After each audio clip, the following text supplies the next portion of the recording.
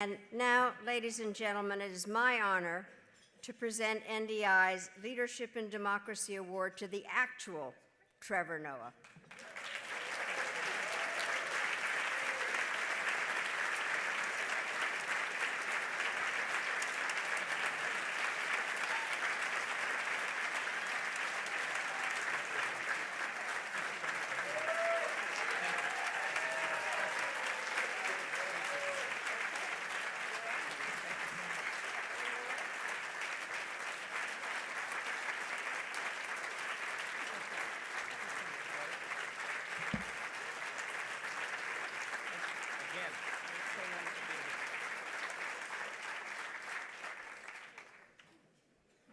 Thank you, and good evening. Firstly, thank you, Secretary Albright, for ambushing me at an event in Seattle and telling me that I would be here.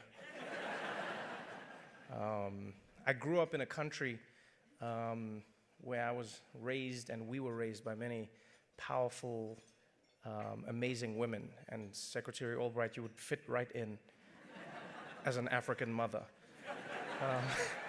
You really would. So thank you very much for having me here.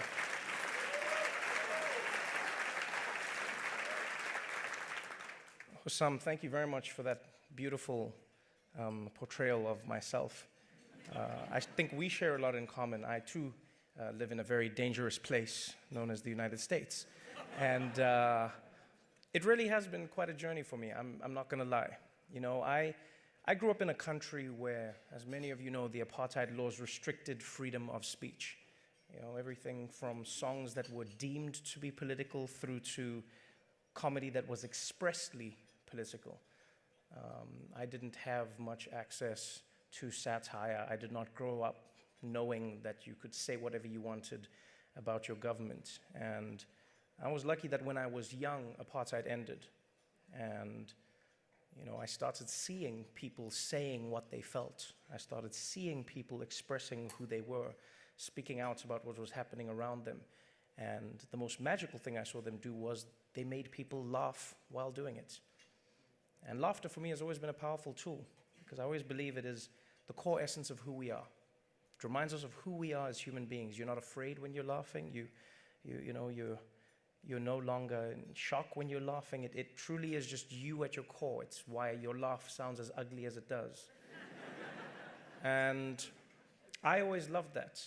I always loved the power of humor. I loved how people could use it to disarm those who would perceive them to be enemies. I loved how people could use it to bring people together towards a common goal. I remember one of the first times I saw comedy being told in an environment where I genuinely did not think it was. I was at a protest with my grandfather, and we're walking through the streets of Johannesburg, and I don't know what the protest was about. I don't know what the people were marching about. All I remember is I was with him in the streets, and there were policemen on horses.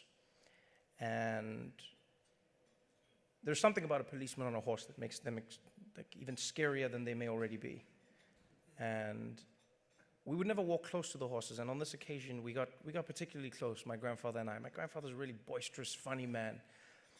And he looked up at the policeman, and the policeman looked down at us, and he said, "Hey, get out of the bloody way. Move." And my grandfather stopped. You know, this steely Xhosa man, 70-something, 80-something years old, and he looked up at this policeman, and he said, "Master, can I ask you a question?"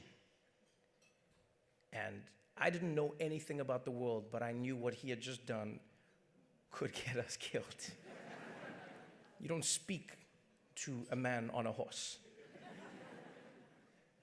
And my grandfather looked at him, and I have to give you a bit of context before I tell you what he said. The previous week in South Africa, we had our version of the Kentucky Derby. Horses run around, and somebody kisses the winning horse. And the person who had kissed the winning horse was the Prime Minister of South Africa. And I will never forget, my grandfather looked up at the policeman, and he said, "Master, I have a question for you. Why is it that your president can kiss a horse, but he won't kiss my sister. And I was like, wow. Scathing and powerful. And I mean, as a child, I was just fascinated. I was like, wow, I mean, I don't even know what just happened here. And the policeman looked at him, and his eyes flared, and his nostrils rounded, and he looked at my grandfather, and he said, what? And I think the confusion and the curiosity got the better of him, because he said, I don't know, why?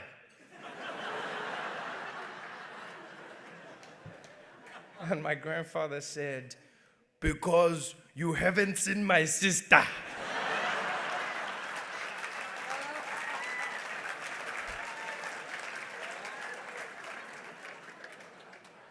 And I saw something in that moment that I genuinely never seen before. I saw that policeman laugh. He laughed from his belly in a way that he even didn't expect. He laughed with my grandfather, and I'd never seen that before. I'd never seen a white policeman laughing with a black anybody. And we left, and I remember as a child, I just remember thinking, wow, jokes are cool. You can make people laugh. Jokes are cool. And it wasn't until many years later that I realized how brilliant that whole idea was. I didn't know what my grandfather was doing. I mean, in one fell swoop, in barely a few sentences, he had critiqued the very idea of apartheid South Africa. He had questioned the structure that had held him back for so long. And the manner in which he had done it got his oppressor to laugh with him, and he emerged from it unscathed. And I think it took me years and years of learning comedy and satire and the tools that we use to make people laugh to truly understand what he had done. I mean, I just first thought of it as a joke, and over the years I started to understand how amazing that little moment was. And that stuck with me. That's who I've been my whole life. That's who my family has been our whole lives. We've laughed through the tough times, as a family, as a nation, and we laughed as we celebrated the dawn of a new age in South Africa. I saw comedy come about. I saw black performers on stage for the very first time, performing to white people in South Africa. And I saw for the first time the power that this medium has to unearth truths that people are so scared to speak about. And I was really lucky, and I always think I am lucky, because that birth of comedy in South Africa really sparked something interesting. And maybe it was because South Africa experienced a bloodless revolution, but we immediately had a burgeoning comedy community. We immediately had this beautiful, blossoming comedy industry, that was free to speak our minds. And here we were for the first time, black comedians and white comedians, black audience members, white audience members, Indian, colored, Asian, everyone together in one room telling truths using this medium. And some of those truths were painful. Some of them hit too close to home, but one thing that was always common was it made people laugh. And that was one of the first spaces in South Africa where we genuinely saw people coming together. I never thought of myself as a political comedian. I still don't, per se. And I remember when I moved from South Africa, a friend of mine said to me, so you're going to America now to host the Daily Show? And I said, yeah, I'm looking forward to the change. I've lived in a country for so long where we have a leader who has completely disregarded all of the norms and practices of what made this nation what it is today, and a leader who has enriched his family through unscrupulous means and continues to diminish everything that we have built this nation upon. And I said, I'm looking forward to a break from that. I'm going to a first world country. And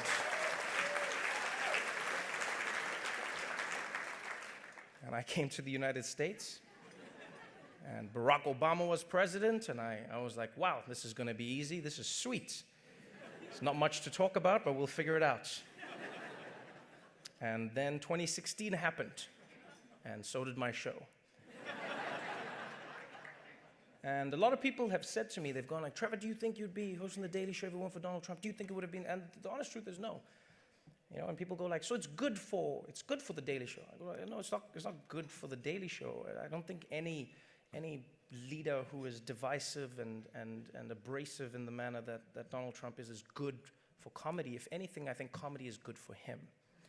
You know, I think, and one thing I've always appreciated, especially in America, is the ability to laugh at a leader who does not want to be laughed at is one of the core pillars of freedom. It genuinely is.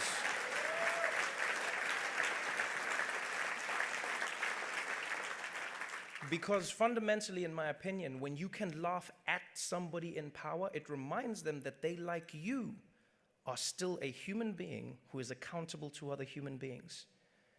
And once that gets removed, there is no more joke. There is no more laughter. There is no more funny.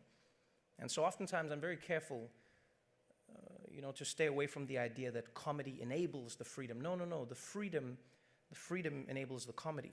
The comedy is a byproduct of that freedom. When you have the comedy, then you know that you have a certain element, you have a certain amount of freedom. And that's something that I appreciate every single day. And so I thank you for allowing me to be in this room with some of the most amazing satirists around the world who work in environments far more hostile than I ever dream of working in. You know, Hussein, who spoke his stories now, and Kechi, I'm a huge fan of yours. I don't know where you are in the room, but I loved watching the show in Nigeria, and I love the stories that the show has told. And so I appreciate this.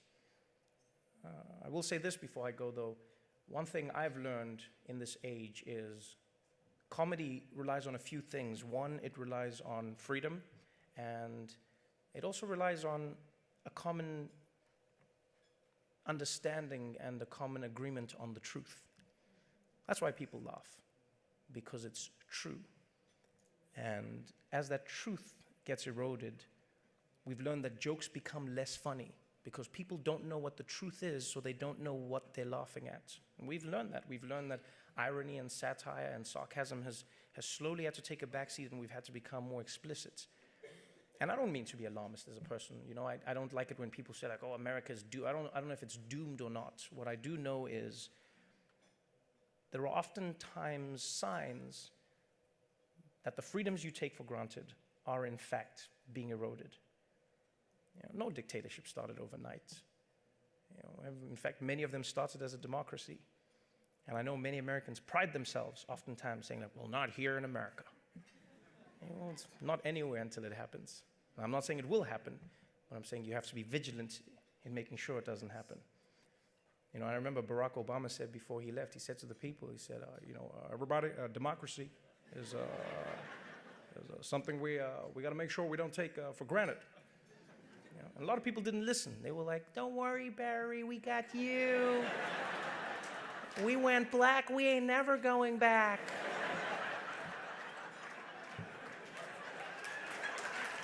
But we've